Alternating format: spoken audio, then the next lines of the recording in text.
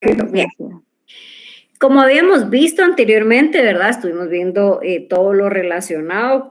A mí me gusta hacer siempre un repaso para lo que vimos ayer y que estemos todos en la misma línea y pues los que no lograron conectarse ayer, pues por lo menos tener noción de lo que estuvimos viendo. Ahí cuando tenga oportunidad, pues voy a compartirles la información.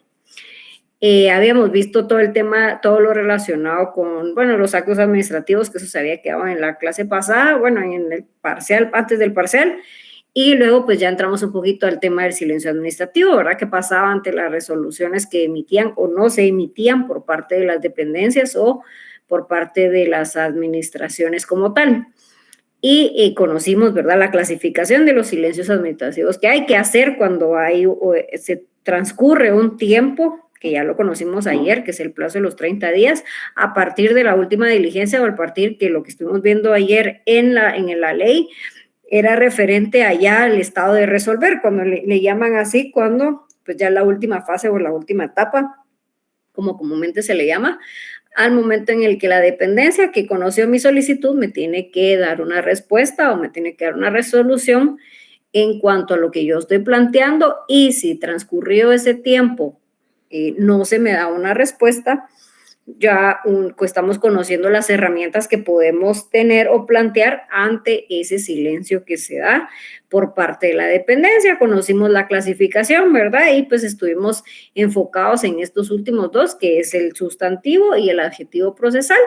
Conocimos un poquito la ley de lo contencioso administrativo, los recursos que se pueden plantear dependiendo de quién es el que me resolvió, y conocimos también todo lo relacionado con el proceso contencioso administrativo cuando se haya agotado la vía administrativa y ya nos vamos por lo judicial.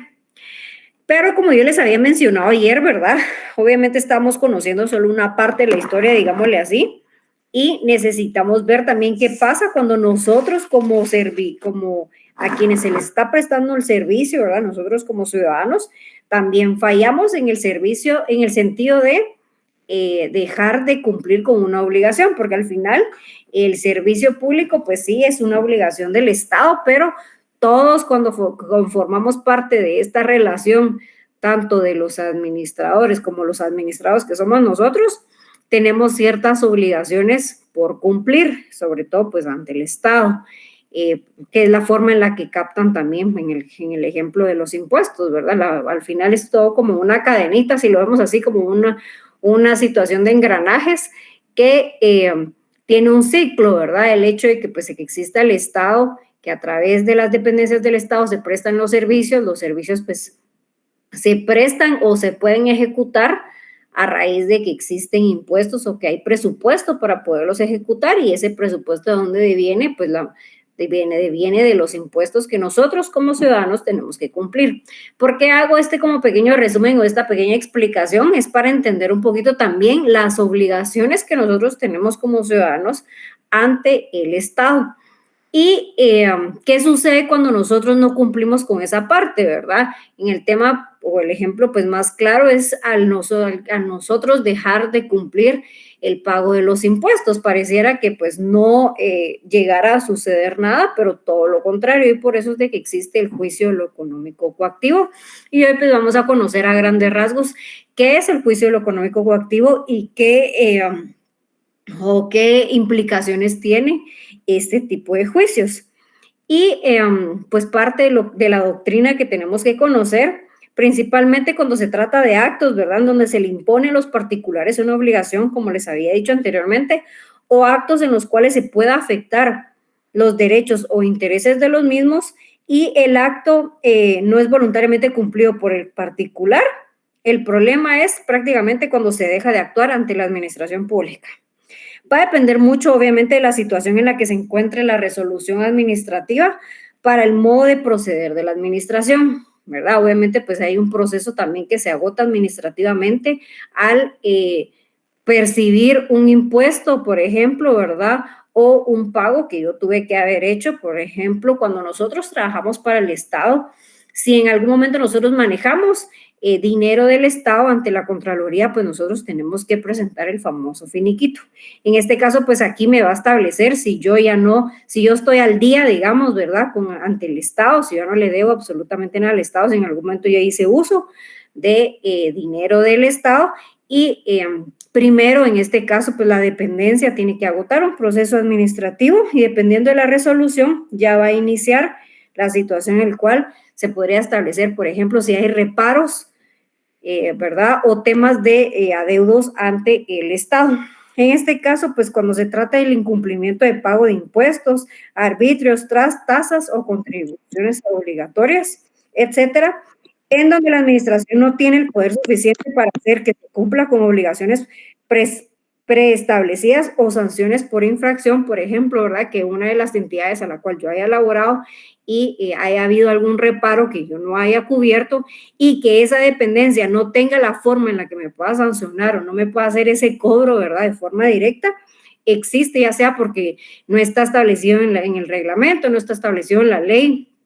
Por ejemplo, si alguna de las dependencias autónomas en donde yo laborara no estuviera establecido un procedimiento interno por el cual hacerme ese tipo de cobros, aquí es donde ya interviene el juicio económico coactivo. En este caso prácticamente gira en torno a temas de adeudos, ¿verdad? Hacia la administración pública o al fisco.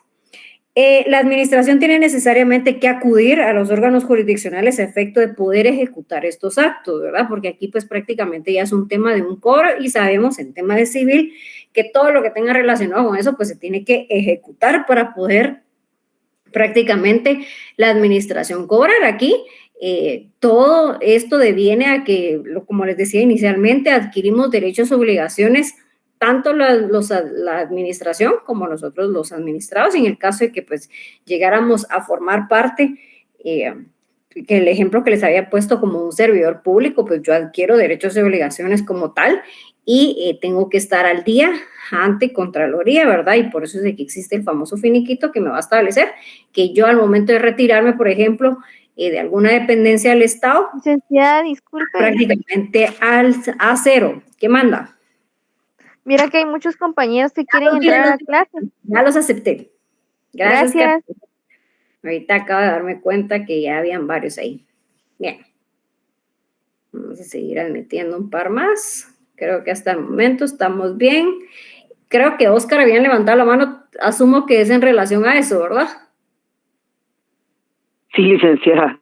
Muy amable. Sí, es que cuando ya estoy en la presentación yo me desconecto aquí del chat y de esta imagen, entonces no veo, pero cuando sea así, con toda la confianza del mundo, interrúmpame. Que no me llega siempre el sonidito. A ver. Bueno. Continuando con este tema, pues estábamos viendo todo lo relacionado a eso, ¿verdad? La forma en la que la administración o la dependencia pueda ejecutar un cobro, un adeudo que yo tenga como administrado, como persona o como servidor público ante una dependencia en la que va a trabajar.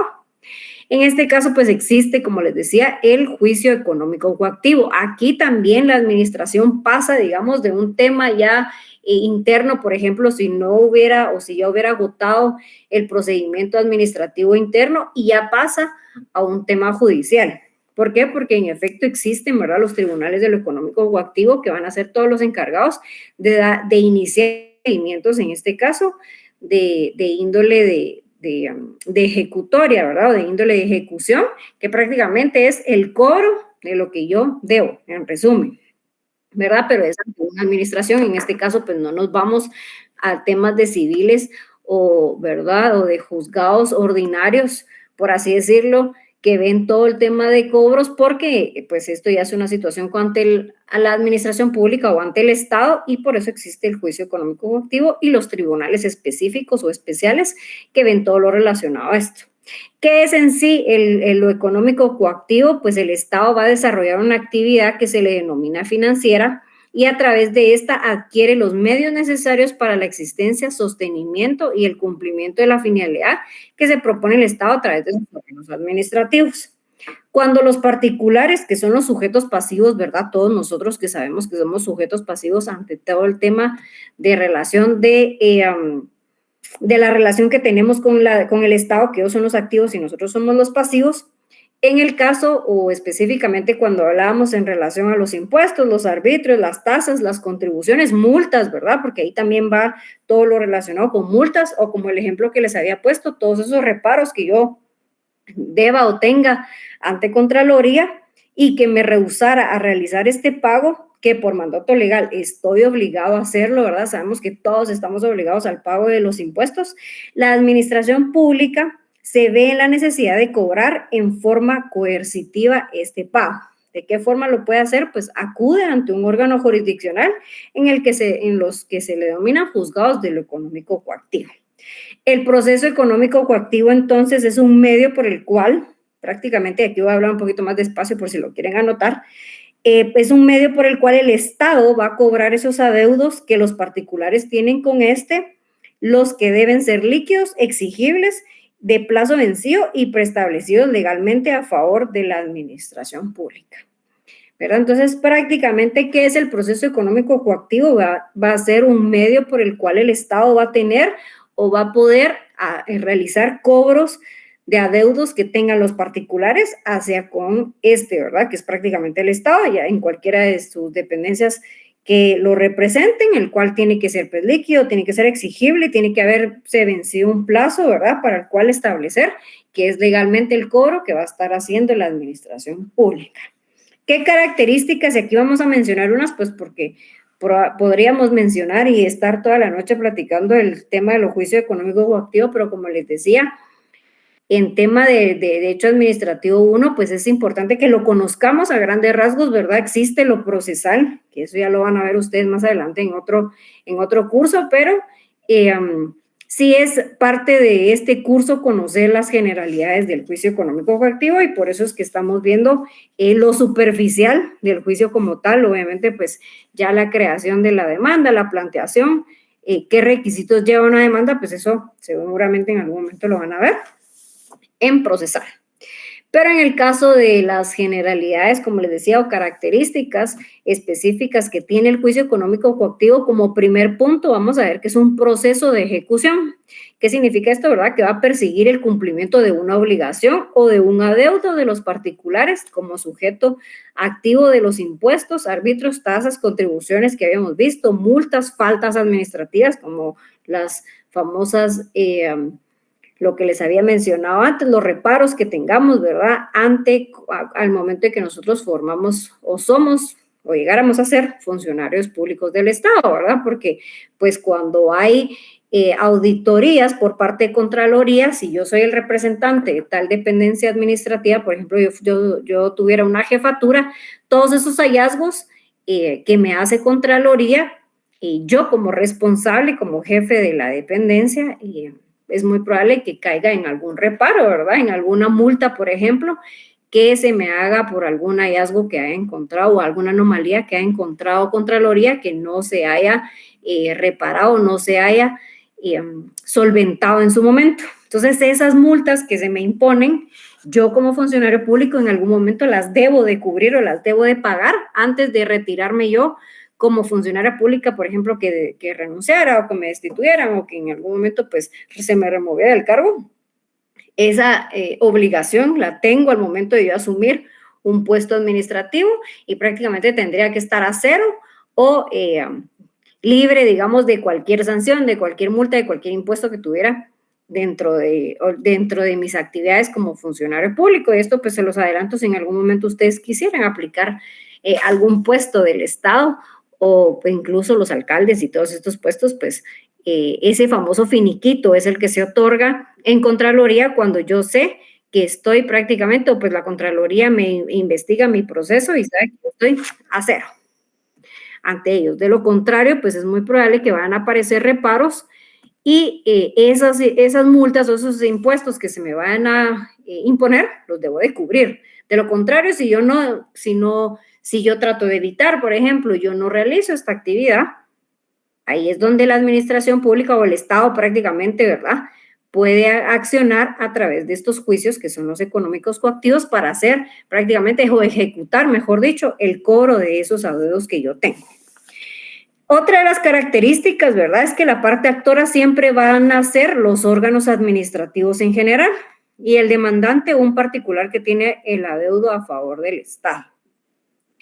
Otra característica en este caso la jurisdicción económica coactiva la ejercen los juzgados de lo económico coactivo, los tribunales ordinarios de primera instancia y las salas del Tribunal de Cuentas, en este caso si observamos la primera y segunda instancia.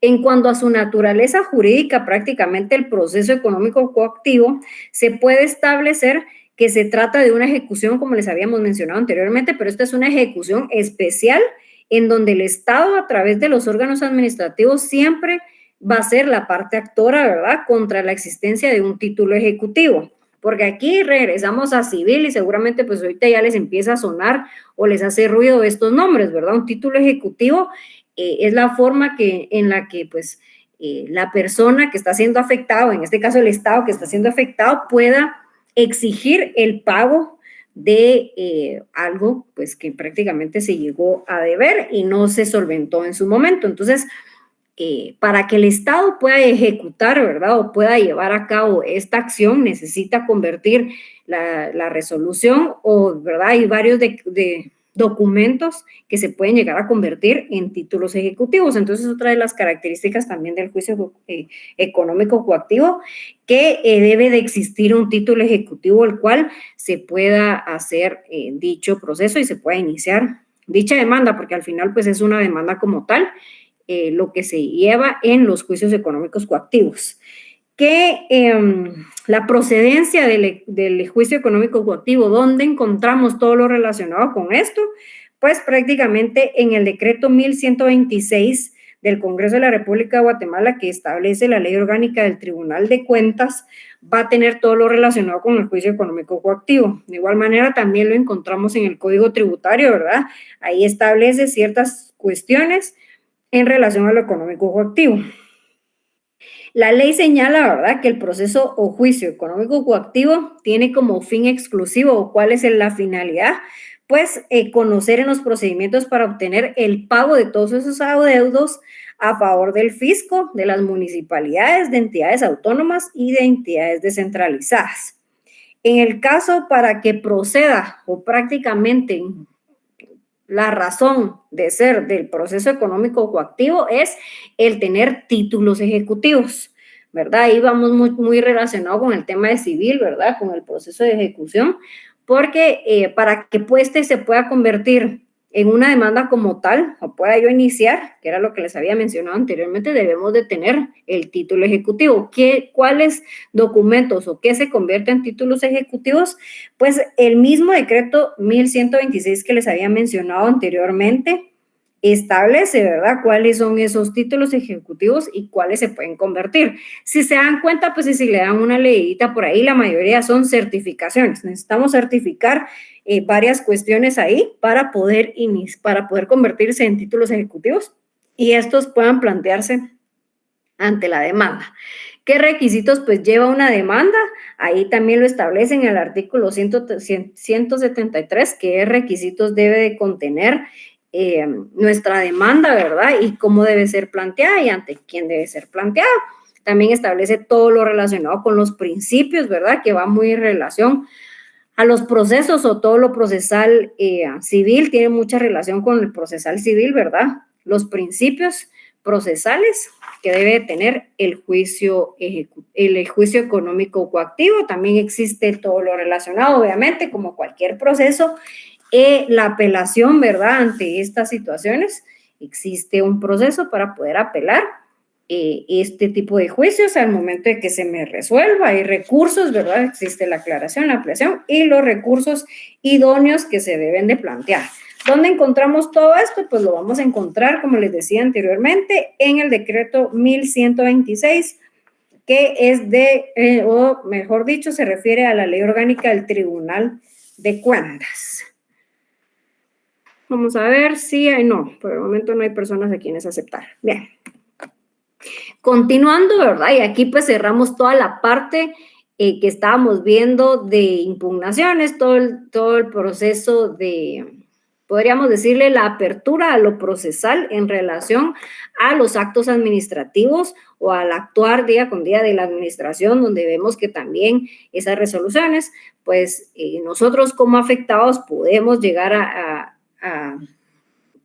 impugnar, no se me viene la otra palabra, pero podemos accionar ante resoluciones que se me emitan por parte de la administración y viceversa, ¿verdad? Estamos conociendo un poquito el juicio económico coactivo, que es la forma en la que la administración puede exigir los cobros o el percibir todo aquello que en algún momento que yo como administrado dejé de contemplar como dentro de mis obligaciones. Entonces, aquí estamos viendo las dos caras de la administración pública en cuanto a procesos. Pero algo que no habíamos entrado a ver y que no habíamos conocido prácticamente en todo el curso, lo habíamos mencionado porque es en pocas palabras, antes de poderles a ustedes dar la palabra, vemos que este tema en específico que estamos viendo acá en pantalla es la razón de ser de la administración pública, ¿verdad? Habíamos visto que los actos administrativos, pues sí, es la forma en la que se manifiestan ellos, ¿verdad? Son esos actos voluntarios en el cual pues ellos manifiestan su actuar, pero la razón de ser de las administraciones o del Estado es esta forma de manifestarse también, ¿verdad? Que son los servicios públicos. Y entonces aquí les voy a dar la palabra para que no se convierta en una clase solo de una vía y que ustedes también me participen y saber que estamos en la misma línea. Quisiera saber qué entienden ustedes por servicios públicos, con palabras sencillas, sin mayor definición. ¿Cómo lo podrían ustedes definir? ¿Qué son los servicios públicos?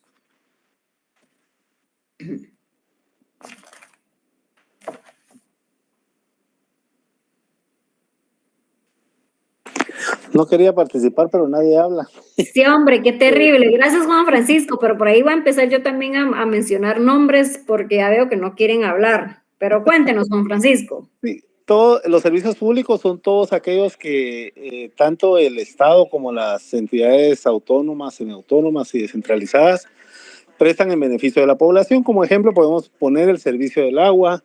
Hay empresas que son también prestadoras del servicio de energía eléctrica.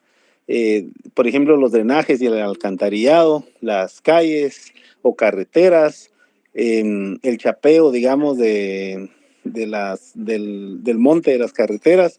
Todas esas son situaciones de servicios públicos, entre otros que son de menos envergadura, pero que siempre siguen siendo servicios públicos.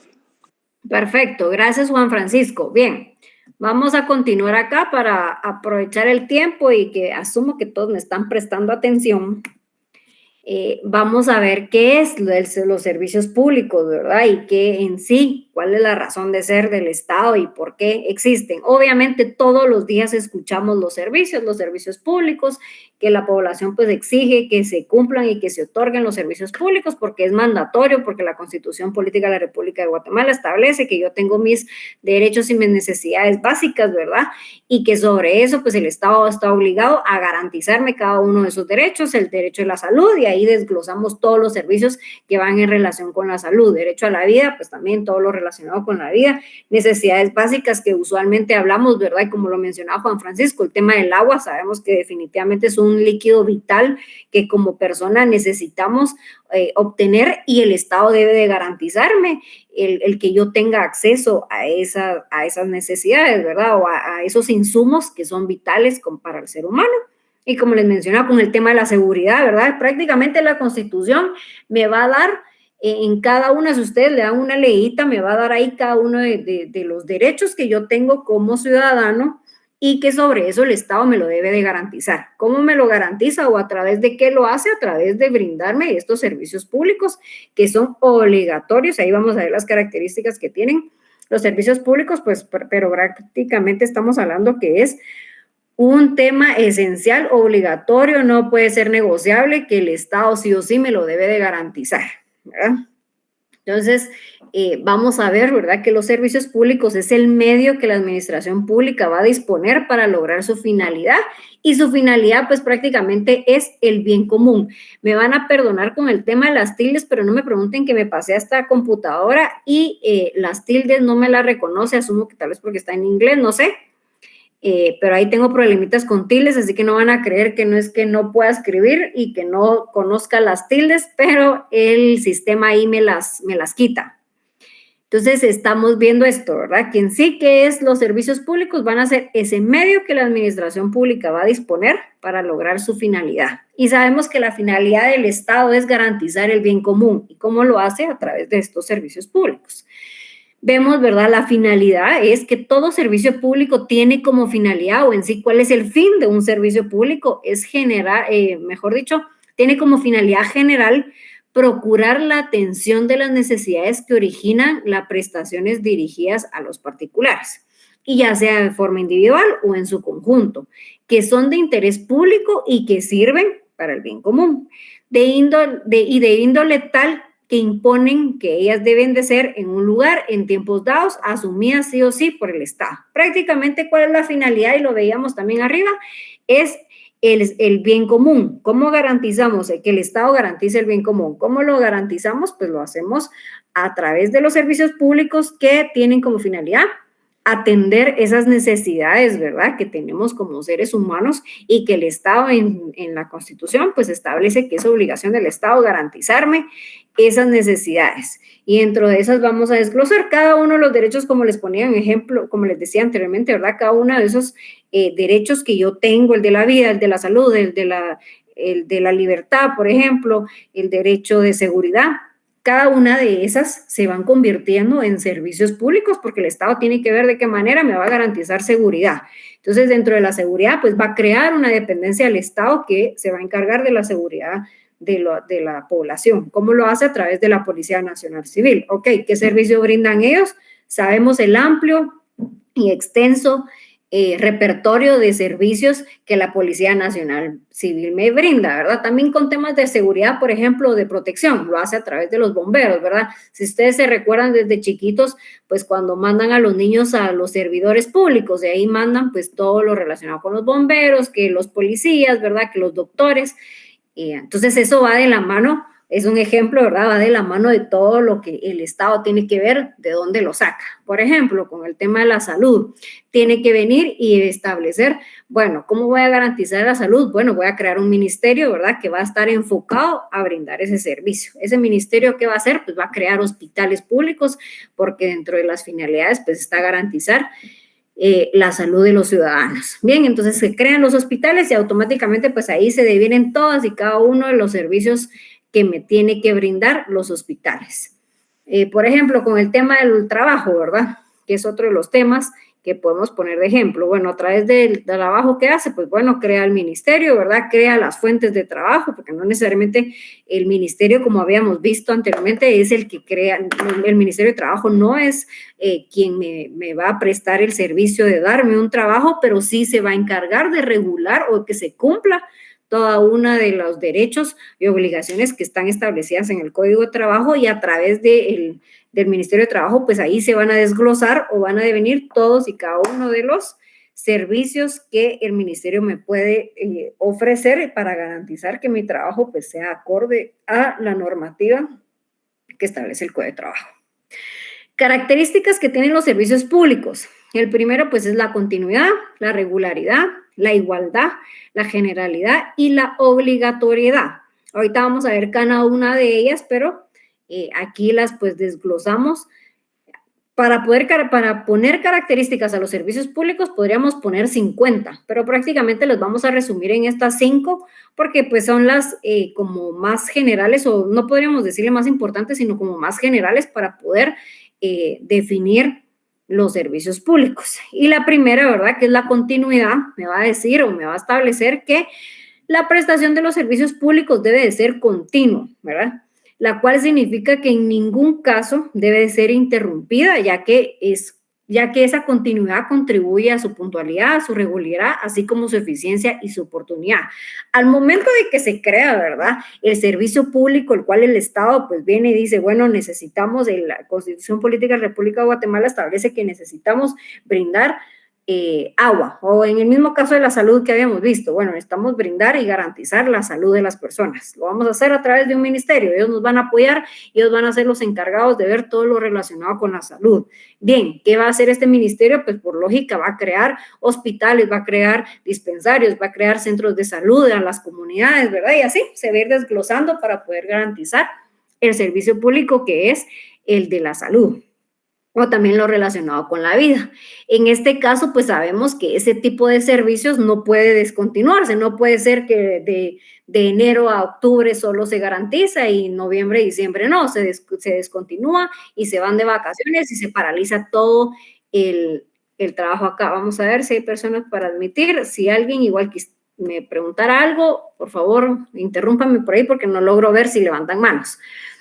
Pero por eso es de que una de las características es eso, ¿verdad? Que tiene que ser continuo. No puede ser que solo sean un par de meses, no puede ser que solo sean semanas, no puede ser que unos días sí está abierto los hospitales, por ejemplo, y los demás días está cerrado. No, el servicio público tiene que ser continuo, no hay opción de que pueda interrumpirse. Otra de las características que veíamos, ¿verdad? Es que todo servicio debe ser cumplido, además de manera regular, la cual consiste en que se le debe de cumplir conforme las reglas, normas, condiciones que hayan sido preestablecidas para ese fin y que le sean aplicables, las cuales determinarán en su conjunto la forma de prestaciones de dichos servicios.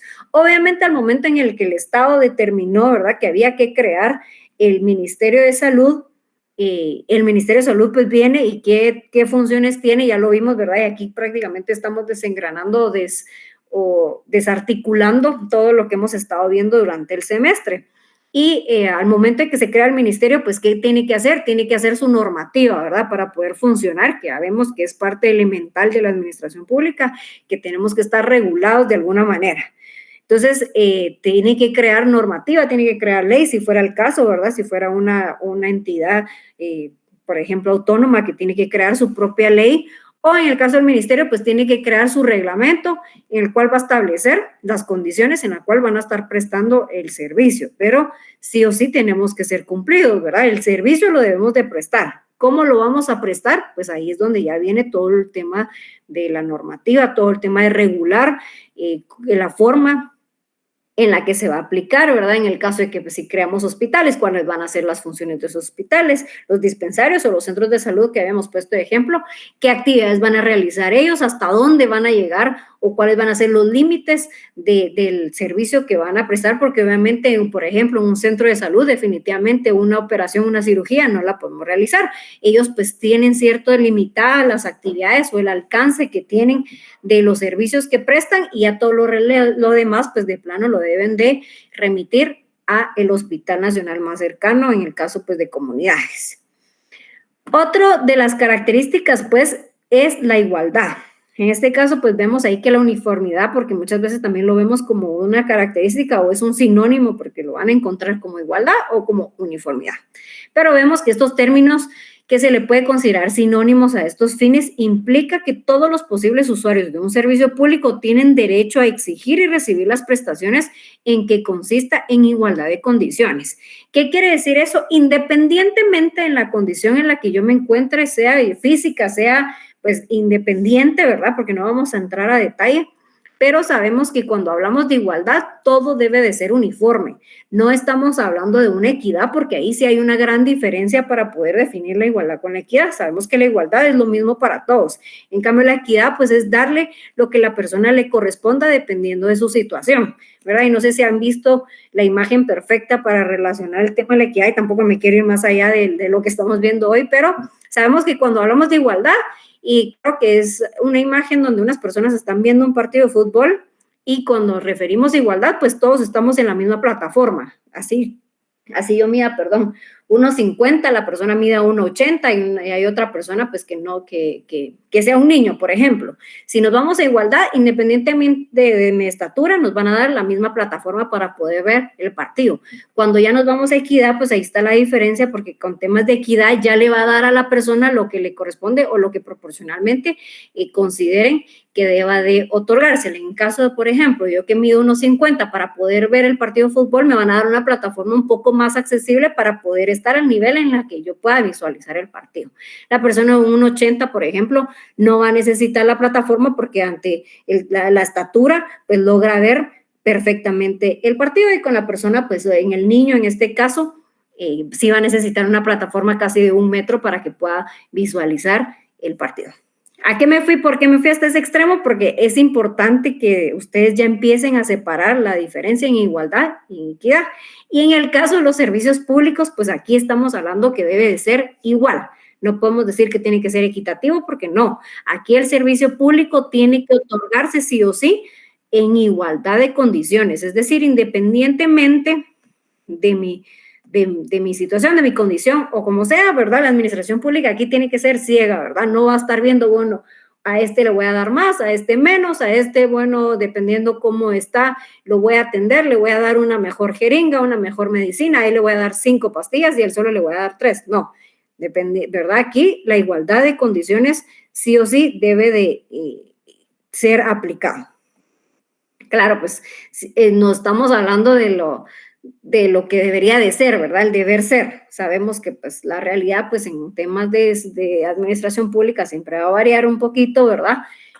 Pero en el deber ser o en el mundo ideal, así debería de ser. Todo debería de ser de forma igual. En tema de generalidad, esto va muy relacionado con la igualdad. ¿Qué manda? Sí, perdone, solo quería mencionar una situación. Tal vez en el área urbana no sea tan marcada esa situación. Sin embargo, en las áreas rurales y en las que están más escondidas, se dan muchas situaciones en cuanto a la falta de igualdad. Por ejemplo, la distribución del agua potable.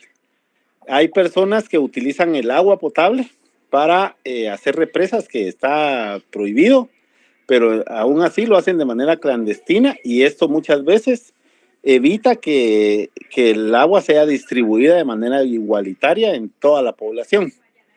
Pero más delicado aún se transforma cuando, digamos, el cobro es igual y no es equitativo, porque las personas reciben tal vez 50 galones de agua durante una hora que fue distribuido el líquido vital, mientras que otra persona agarró 5,000 galones, pero por la falta de contadores de agua, por ejemplo, en esas zonas rurales, todos tienen una cuota de canon de agua, entonces ahí se pierde la igualdad y también no se es equitativo porque algunas personas aprovechan más que otras pagando exactamente lo mismo. Claro, gracias Juan Francisco. Sí, por eso es de que les decía que esto es en el deber ser, ¿verdad? Claro que si ya nos vamos a la realidad de lo que pasa en Guatemala, y no solo en Guatemala, sino en muchísimos países del mundo, pues no siempre va a ser igual, a pesar que es una característica o casi que es mandatorio que el servicio público debe de otorgarse o de aplicarse en igualdad de condiciones, no siempre sucede lo mismo, ¿verdad? Y el ejemplo claro que nos mencionaba Juan Francisco con el agua. Y no solo sucede en el interior, también sucede aquí en la capital. La semana pasada hubo varias zonas de la capital que no estuvieron recibiendo agua, y a pesar de que la cuota, por ejemplo, ¿verdad? Claro, dependiendo del consumo, pues, pero con tema de igualdad, el cobro llega, sí o sí, va a llegar a todas las personas de todas las zonas, recibieron o no recibieron agua, pero hay varias zonas que están muy afectadas con el tema del agua. Las razones ¿cuáles son? Pues ahí sí ya desconozco situaciones pues de índole que yo tampoco me voy a entrar aquí a discutir, pero en el mundo ideal o en el deber ser, el servicio prestado debe ser igual para todos en igualdad de condiciones. En la realidad sabemos que pues no sucede lo mismo, pero eso ya es un tema que se sale de nuestras manos y que quisiéramos, ¿verdad? Que en algún momento de la vida pues retornara a, si es que en algún momento existió la igualdad de la prestación de los servicios, o pues si ya venimos de décadas o años o siglos en desigualdad. Pero como en el siguiente punto, ¿verdad? Que les decía, la generalidad del servicio público consiste en el reconocimiento de que todos los habitantes tienen el derecho de utilizarlos dentro de las modalidades establecidas sin que se pueda negar a unos sin causa debida o lo que les conceda a otros. Y aquí pues va de la mano con el tema de la igualdad, con el ejemplo que mencionaba también Juan Francisco, ¿verdad? En teoría o en el deber ser de la prestación de los servicios públicos debería de ser general. ¿Qué quiere decir? Que independientemente de todo se le debe de otorgar. No es que van a establecer, por ejemplo, que solo los de la zona 15, 14, 16, 10 se les va a otorgar agua y a las demás zonas no se les va a otorgar agua. No. Aquí debe de ser, aparte de igual, el servicio es general, no se va a determinar a estos sí, a estos no, no. El servicio se tiene que otorgar indistintamente. En consecuencia, ¿verdad? Vemos que la generalidad niega la posibilidad de que haya exclusiones arbitrarias o indebidas. Quien tenga la necesidad de utilizar un servicio público debe poder hacerlo a fin de satisfacer esa necesidad. Con el tema del servicio, por ejemplo, de buses, ¿verdad? De la movilidad, que tenemos derecho a todos. Indistintamente, si yo necesito o no necesito, vamos a ver, voy a conectarme, denme un segundito porque me estoy quedando sin batería. Indistintamente si yo necesito o no el servicio, ¿verdad? Por ejemplo, si yo ya cuento con un vehículo o no, el servicio público me lo deberían de prestar. O sea, yo sí o sí debería de contar con una parada de bus. Seguramente pues ellos determinarán a cuánto de distancia donde yo vivo, pues debería de existir una parada de bus para que yo pueda acceder a esos buses, o que por lo menos en donde yo vivo exista una ruta que me lleve a las zonas mucho más céntricas, así tenga que transbordar o no, porque pues depende de las ubicaciones en las donde nos encontremos, pero independientemente de eso, el servicio se debe de prestar. Por eso es de que establece ahí la generalidad, que así yo lo utilice o no, el servicio se me debería de prestar. Solo denme un segundito en lo que conecto el cargador acá.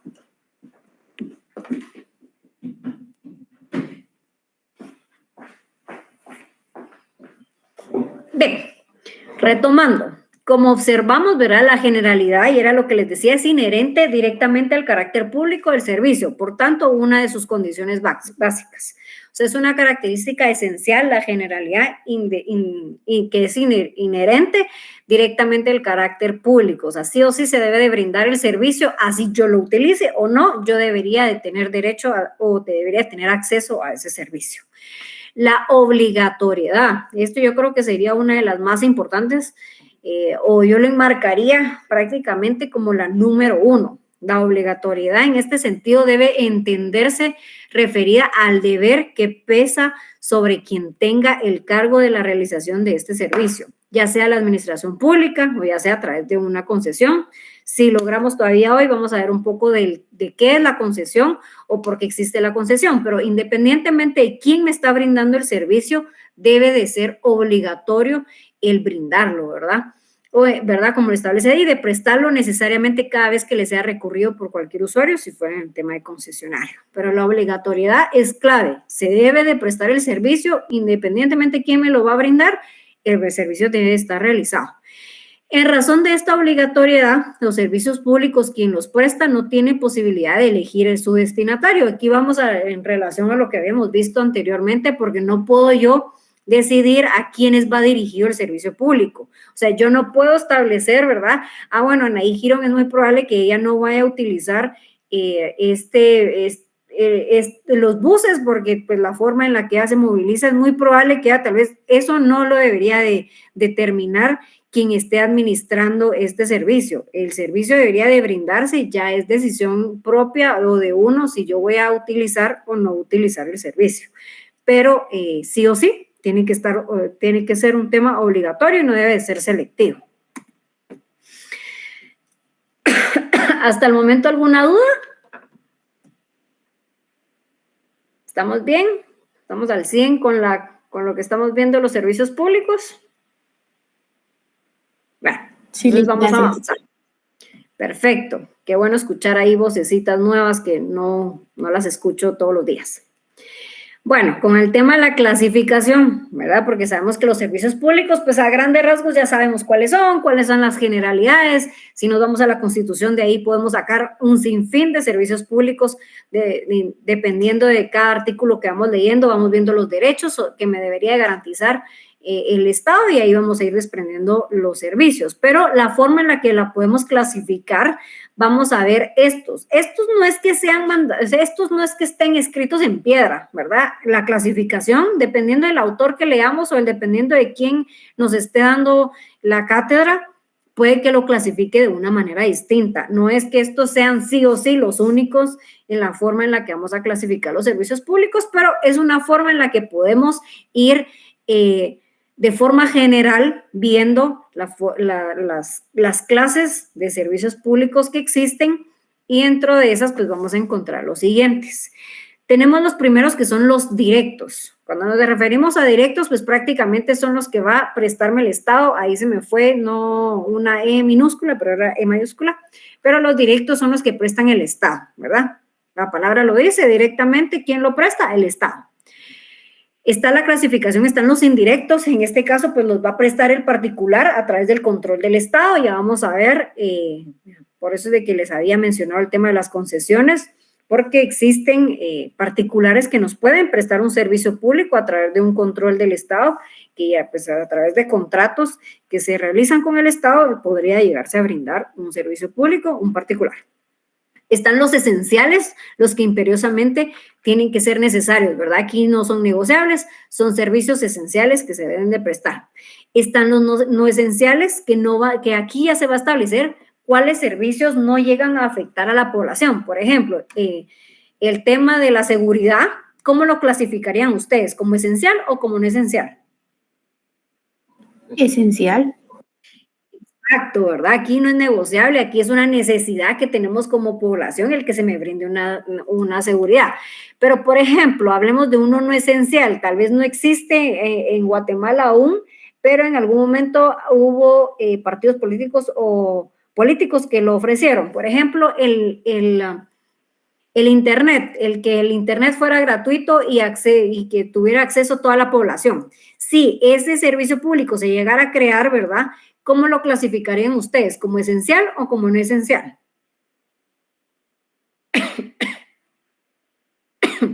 El Internet, el acceso al Internet gratuito y público.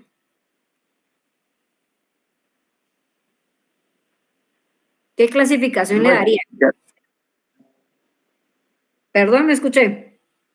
No esencial. Sí, exactamente, es un servicio no esencial, ¿verdad? Porque pues si no hay Internet no me voy a morir, ¿verdad?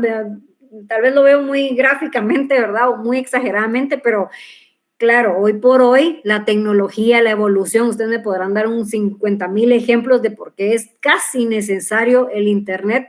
Hoy en día la mayoría de dependencias del Estado utilizan Internet.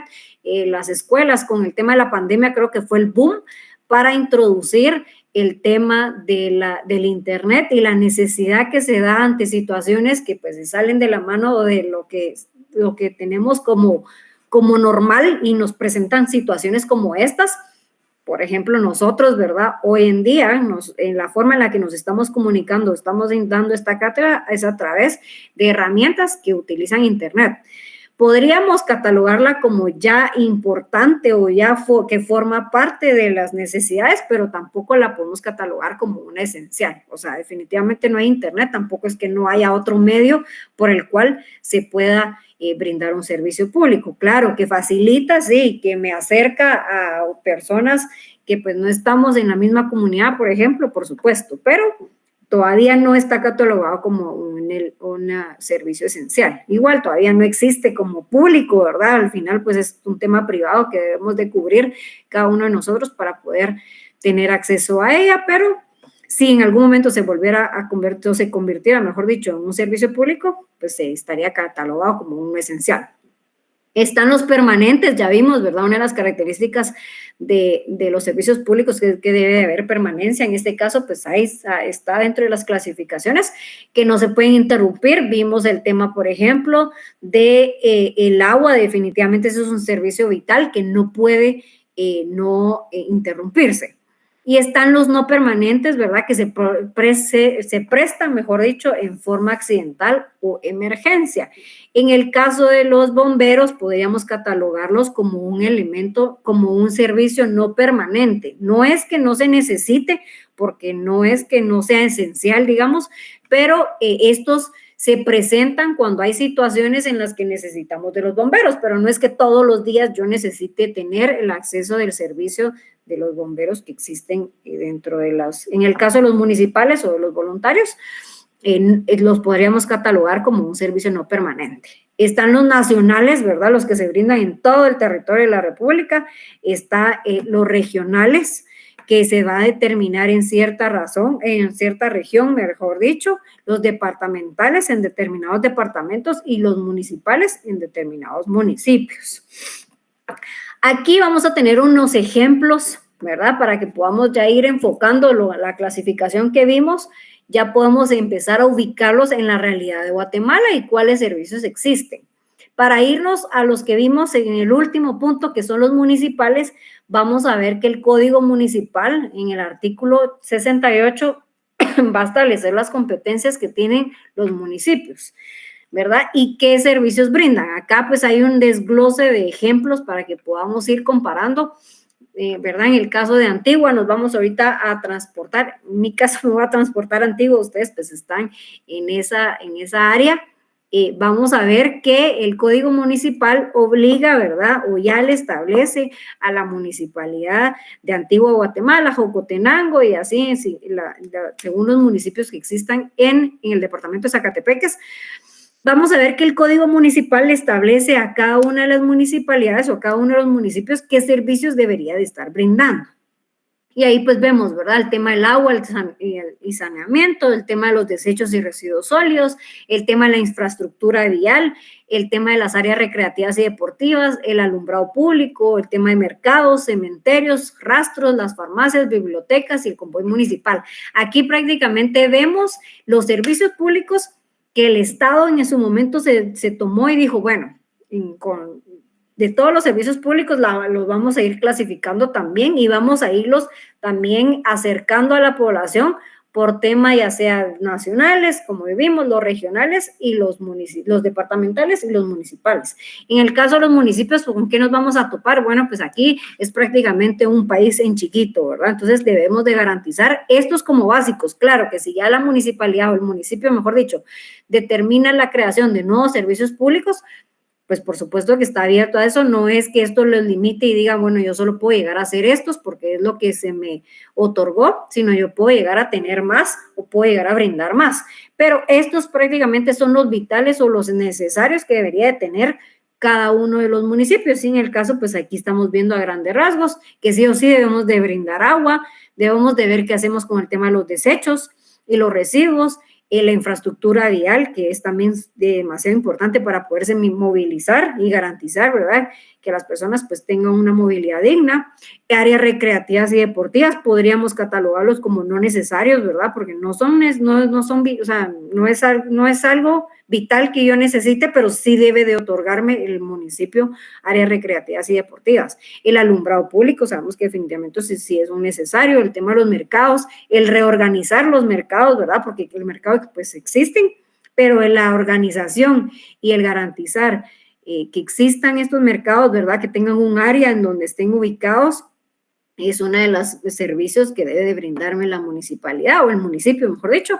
El cementerio, ¿verdad?, todo lo que conlleva un cementerio municipal, el tema de los rastros, tema de farmacias, ¿verdad?, si existiera farmacias comunitarias que me lo brindara el municipio.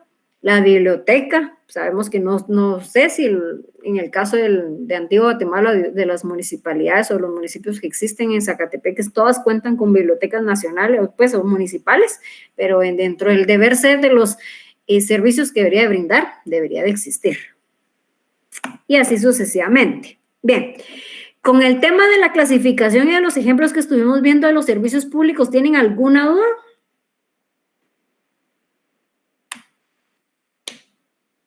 No, licenciada. No, gracias. Porque quiero hablarles de las concesiones, pero las concesiones me va a dar tiempo y ustedes a las 1:30 empiezan la otra clase, ¿verdad? Sí, licenciada, ya no nos da tiempo. Sí, porque la verdad, las concesiones es un tema bien, bueno, es extenso, pero quisiera no hacerlo extenso, pero sí es un tema que en realidad sí necesita hay mucha plática y quiero convertirlo así, quiero convertir en esta clase, en este tema, en más plática, y va mucho en relación con los contratos administrativos. Les adelanto, la otra semana, todavía no estoy seguro el día, no sé si va a ser el lunes o el martes, pero también me va a apoyar otra persona para que les hable un poquito de los contratos administrativos. Es prácticamente el pan diario de esta persona, así que qué mejor que tener un experto en la materia, porque yo lo considero así. Yo soy de las personas que no es que no controlemos el tema, pero si alguien experto se los pueda dar, para mí mucho mejor, porque al final es impartirles a ustedes conocimientos y que ustedes se vayan sabiendo más allá de lo que podrían saber solo de una persona.